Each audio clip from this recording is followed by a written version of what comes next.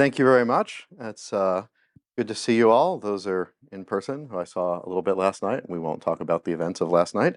And then those remote, and thanks everyone for tuning in. I'm Avi Freedman. I'm CEO and one of the founders at Kentik. People ask me sometimes what area of technology I focus on, and I explain to them that I come from the primordial ooze of nerd before we all specialized and evolved into storage this or compute that or whatever. But I'm going to give you an overview of what we're trying to do overall at Kentik. And unfortunately, I personally will not be doing demo in that, so I'll try to keep it brief. And then we'll also be talking about a few different areas of the product that intersect the infrastructure more broadly, but from a network perspective. So our goal at Kentik as a 8.5-year-old company is to make life awesome. Everything is awesome for people running infrastructure, except when it isn't. And so our focus is from the network layer on up, bringing everything together. So it could be NetFlow and SFlow, or it could be Cloud VPC flow logs, or performance testing of the internet, or telemetry and metrics and things like that. And in having as much application context, enrichment of what user group business impact of things are, so that you can solve problems. And then we also operate and interoperate with other platforms that people have, because there probably aren't going to be there isn't going to be any one system to do everything for everybody. When we started, the world was appliances that typically did different things and couldn't keep all the data. When we started in 2014, the first thing we did was build a big data platform underneath so that we could take and actually keep all the data. So we focus mostly on operations, although because we do keep the data, sometimes people use us for forensics. So I would have put 10.10.10.10 if I had known the delegate earlier conversation, or as I said, 224 is my favorite screwing around IP space. But not knowing in modern infrastructure, you often don't know in advance what kind of questions you're going to be asking, and that's what we designed for.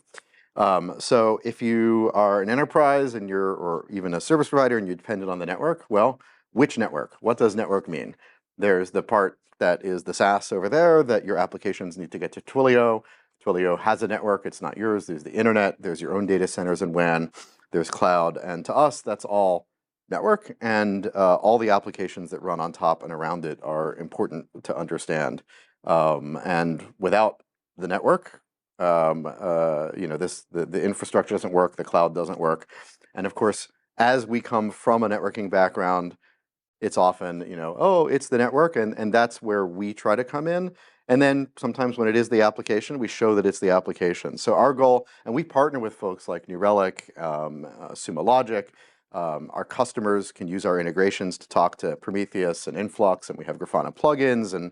But our goal is at the network, in there and on down, to do the deep debugging, and if there's application issues, at least understand the context and point back to where someone can go to, because the deep app instrumentation is not our focus.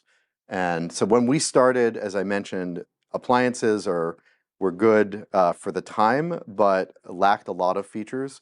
Understanding the context, like what application this traffic is for, so you don't need to scry at IP addresses, especially in our fun IPv6 world, where you're probably not going to memorize all of them unless it's just an IPv4 address inside an IPv6 address, which is what a lot of people do.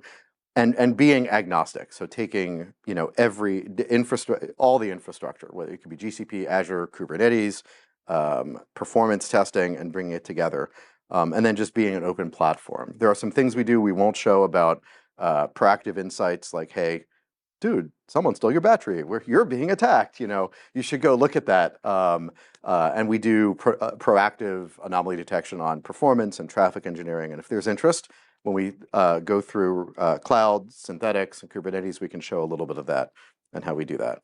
I'm not going to read this whole slide, but if you think about it, we're trying to get a wide variety of telemetry, make it all look similar, because NetFlow v5 is very different from Cloud VPC flow logs or Istio logs from Envoy. But they all actually have some traffic that went from somewhere to somewhere, and some of them have performance, and some of them have security data. And then adding context is the piece that I think really observability solutions need to do. So we talked a little bit before this with a couple people, and I know you talked with IPAM, but typically I go into enterprise and I say, could you please show me your single source of truth for where everything is? And they go, you know, but as many of them as there are, we try to take that, push it in via API or pull it in, and make things make sense. So you can say, are there performance problems affecting Office 365 or my on-prem exchange or things like that? And then, as I mentioned, getting insights so you don't need to, have your spidey sense tell you need to go look at something, but to say, hey, something might be going on. You should come in and look at it. And this is our goal for our customers who are mostly in infrastructure groups as they partner with other groups, whether they're security or platform engineering groups, is to show them when it is not the network. And as time goes on and we get more and more application context, point to where it might be an application problem. If we see that there is an endpoint of an application from our performance testing that is having problems across every network in the world, well, it's probably somewhere in that application at that point. And if we see that there's only one network having a problem, then we can say, okay, it's not, even if the APM level data is saying that their latency is going up, we can say, okay, well, this is actually a network issue and you should do something about it. So again, I'm not going to read this whole slide, but we have one platform that does a lot of things underneath, and then we expose some things on top for different workflows and different kinds of infrastructure, as well as bringing it all together in maps and those insights that I mentioned. So if you think about broadly, we have people that run WANs and WAN, SD-WAN, that's sort of the core offering of the platform. We have people that are very edge focused because we have a lot of customers that are CDNs and content providers and ad tech companies and gaming companies and enterprises that have massive, branch connectivity, sometimes just connected right to the internet. Synthetics, which we're going to do a demo of and explain what we're doing there, is performance testing. I really wish network layer equipment would give us good performance data. Very small Cisco's that do NBAR and NetFlow Lite and things like that do, but most does not, especially the 10 gig plus stuff. It's just moving the packets around and giving you samples. So we need to get that performance data elsewhere. DDoS and protecting the network, whether it's from the inside or from the cloud, which we are going to show. And as part of that suite, Kubernetes, and we're going to show what we do there with agents that can actually bring together the traffic and the performance in a cloud native way. And then we have some service provider suites that we've talked about at networking field days and service provider field days that are for our many service provider customers that actually are trying to understand like where traffic is going, but the biggest networks in the world don't actually have what's called an autonomous system number. They're these CDNs and Facebook and Apple and people like that.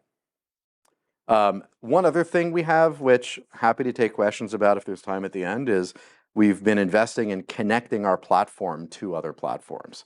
So a lot of our customers use Grafana in the NOC. We have a Grafana plugin. Sometimes they actually want to push things to their time series systems or their logging systems. So we can actually take all the data that you're going to hear about that comes into Kentik, and we can filter it, roll it up, replicate it, send it in. Sometimes there's enterprises that say, hey, I need to keep copies of this for 3 years, and I'm going to use Athena in Amazon. I just need this in S3 buckets and CSV or JSON. We can do that too. There are things at the scale of modern infrastructure that you're just not going to pull from someone like Kentik via API, 400 million rows of something. There's some workflows where you might want to do a lot of the analysis in an observability platform like Kentik and also have it in your own data lake or pushed into other observability systems, and that's been a big focus for us. Another thing, well, sorry, I left my maybe skip here. For those that are curious about what our data sources are, not going to read all this, but traffic generally, performance testing, synthetics, metrics from the devices, and then that's going to go over time into the compute layer, probably not as much storage, but beyond SNMP and other ways of getting data from the compute. Metadata that we take, Kubernetes is one of the kinds of, the host monitor is one of the kinds of traffic, and then we do a lot of integrations because the number one enterprise automation system that we see is ServiceNow.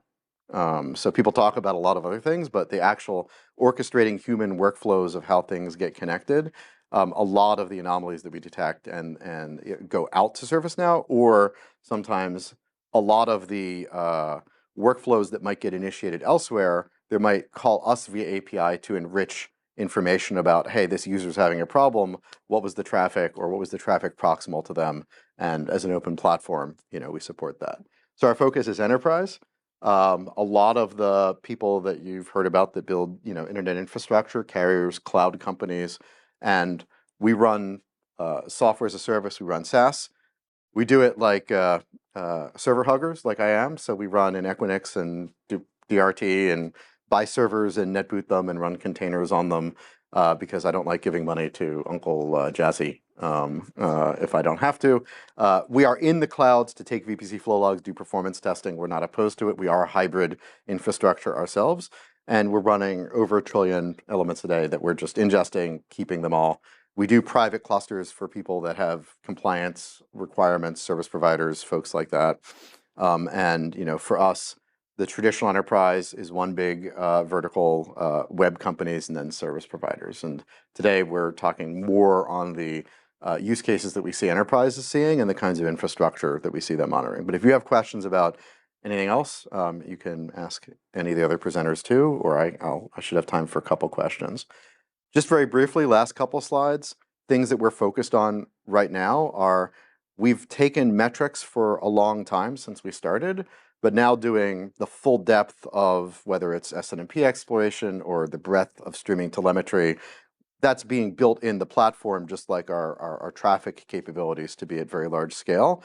But right now we're saying if you want to dump your IoT metrics in, our UI is not for that. We have APIs and things like that. We're very focused on completing on the infrastructure layer. You'll see some cloud maps and things we do that comes from VPC flow logs, but also a lot of metrics we're pulling to understand what are the gateways and what are the VPCs and what are the VMs provisioned. Events, logs, but starting with in the Kentik land, being able to correlate, oh, someone configured something, traffic dropped, maybe you should look at that. Some of the things we do with companies like Blueware and iTential, the network layer automation, is they'll make a change, and then they'll check Kentik and say, is everything okay, whether it's with traffic or performance or things like that. That is about as advanced as we see automation in the real world, is if you have your interface descriptions proper and your lifecycle automation, and maybe you push some changes and check, that's about it. And so far, it seems to require more humans rather than less, but I guess over time, there'll probably be less humans because you have to tools and validation. Most of the cloud outages that we follow that involve storage and load balancers and other things are actually network outages relating to automation. So, people need to be careful. Every time we add more data sources, we're trying to do more of, hey, here's the problem. Even for things we don't do the debugging of, like application, because ultimately that's what saves people a lot of time. And you'll actually see one of the things that we're working on, which is Kentik Kube, which is a really interesting intersection between the application, so you get PID and pod and things like that, and the infrastructure, because we can take routing and other info and see from this pod, how is the traffic going? Where is there a problem? Is it, again, that application network boundary? And then just lots and lots of integrations, as well as continuing some of the topology work we have. Another thing I'll just show, I think last slide, just to help you with some context about Kentik. Things we're not working on that customers sometimes ask us for, but we're not trying to do everything all at once. The things crossed out are things that we said, a few years ago we weren't working on, so this is not forever, but config management, that's a very long tail thing involved with lots of vendor bugs. It's a mitzvah for those that know the word, for people that are solving that problem, and we love to integrate with folks that are doing that. But I'm excited that actually we're moving forward in that, and hopefully the as much as I miss the clickety, hopefully that'll go away even more. IGP, which is internal routing protocols. There was a company, Packet Design, that did a pretty good job with that. It's a little bit older, generation, but they do an okay job. We don't have the energy for that. And then as we think about the application, we're not doing the traditional APM stuff. You might see us do tracing at some point, but having all the agents and doing all the instrumentation, our view is we'd rather integrate. We'll take, the idea of what are the entities from a New Relic, bring that in as context, but we're not going to do, all of that. And then there are a number of infrastructure layer things that for now, at least, we're not getting into. They may come in as metrics as we extend our metrics platform, storage, campus Wi-Fi. Generally, people have good controllers that have more telemetry than we're going to go pull. And then there are some security use cases and just BI, because we are a database with an API. People sometimes want to just hook up Looker and use it for a lot of the enterprise side, and we'd rather they generally have demands that are not the operational demands that we're focused our UI around. So we're an infrastructure company focused at the network layer, trying to take the breadth of that, get more application context, and today we'll show you some of the things that live at the border there between the application and the network. What you talked about so far this morning, a new platform or just an extension of the existing platform for monitoring BGP and other route peerings? It's the same platform underneath that started with NetFlow and BGP and metrics. Then we added cloud from a just taking VPC flow logs before we added some of the more BGP monitoring things that we've done recently. But it's all the same platform underneath. Okay. So we can store BGP data and flow data and metrics, and we can actually unify it in interesting ways. But a lot of the things that we've learned as we've grown are a lot of the first people we sold to were I call them data dreamers. Like, I need to ask these 5 questions, and then tomorrow I might need to ask these 4 questions. And no, I don't want my system to be like taking the SAT. I'm not going to tell you in advance what questions I'm going to ask. But inside an enterprise, there's a NOC. There's a platform engineering team that does not know what BGP is. There's a security team that's trying to say, who's talking to Google DNS? And those people don't all know, all the network primitives and things like that. So we try as we grow to build on top of that, extend the platform to do things like logs and more full metrics, and then add workflows and visualizations on top that help people that don't hold the network in their head to use it. But it's the same platform that we've been building since 2014. Yeah. In Kubernetes, are you leveraging this by using your own operator, or how are you? Yeah, you'll hear a little bit more about that. I don't want to steal all the thunder. I'm trying to give the overview. But yeah, it's a eBPF agent that will run and can be deployed. Now, the interesting question is what team goes and does that, but it's a daemon set and can be an operator. And because eBPF gives you access at that intersection, if there's traffic terminating on the machine, the TCP info struct gives you latency and loss and things that are very expensive to get otherwise at that kind of resolution. So yeah, pretty excited about that. You see any diminishing returns with like S-Flow and NetFlow? Is that really, I mean, it seems to me like it's just going to go away, right? It just doesn't seem to be. Like IPv4. Was it? Like IPv4. Yeah, exactly. It's going to go away. I would say it's not increasing. There probably are going to be, no offense to our next presenter, no new NetFlow nerds born in the universe. So I probably know most of the NetFlow nerds that will ever exist, and maybe have ever existed. I don't know about that.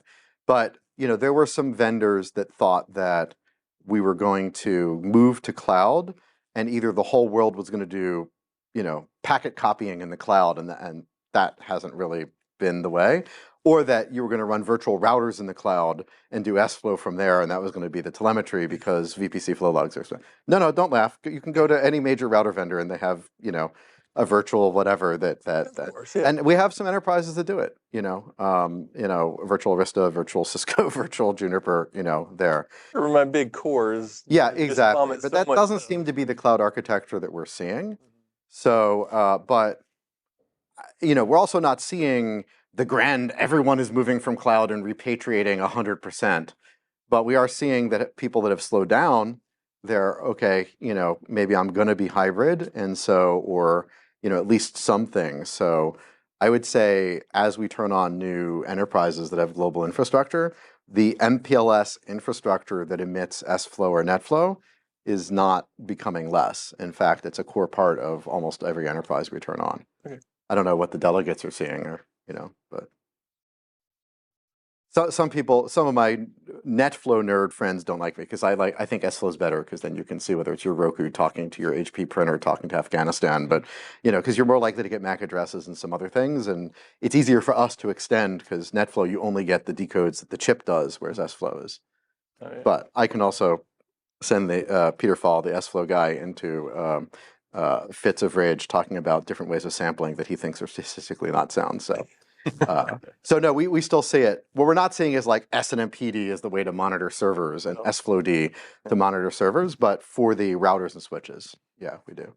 Yeah, I didn't see a VMware logo anywhere on there. Are you doing anything with NSX? Yeah, so we'll take NetFlow from the hypervisors themselves. We've tried to integrate with Verni, the realized network insights, and they're not very interested in that, but we'd love to if you're listening.